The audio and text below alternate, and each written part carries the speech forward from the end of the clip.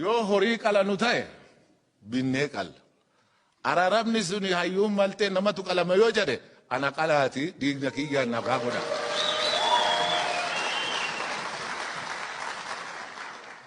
Itti isinitti dabala. Horii qalanii nagaa yoo ta'e binnee qalla. Namatu qalama yoo jedhan dhiiga kiyyaan qalaati nagaa godha. Kana achi tokko yoo nu taane malee injifannoon hadha qabanne tun harka keenyarraan baate seenaa gurraacha barreessuuf deemaa jira.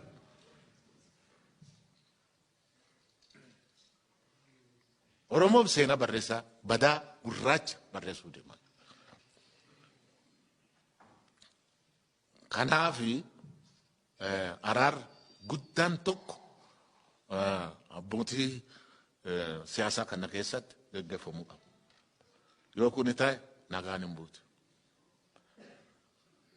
Yeroo gabaabaaf caffeen kun aangoo kan qabu hunduma gidduu galee ka isaanii fuudhee araarsu koree tokko dhaabee hadha murtii tokko ogeessota keessa kan qabu abbootii seera keessa kan qabu dippiloomaatota seera kan qabu koree tokko ijaartanii seera irratti tumtanii akka baatan kabajaan isin gaafadhaa. Wanna hunduma keessan boochiseef dhiifama godhaa anillee boo'etaan isin boochise. Yoo horii qala nu ta'e binnee qalla.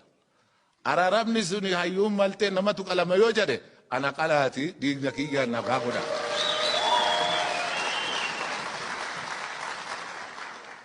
Itti isinitti dabala. Horii qalanii nagaa yoo ta'e binnee qalla. Namatu qalama yoo jedhan dhiiga kiyyaan qalaati nagaa godha. Kana achi tokko yoo nu taane malee injifannoon hadha qabanne tun harka keenyarraan baate seenaa gurraacha barreessuuf deemaa jira.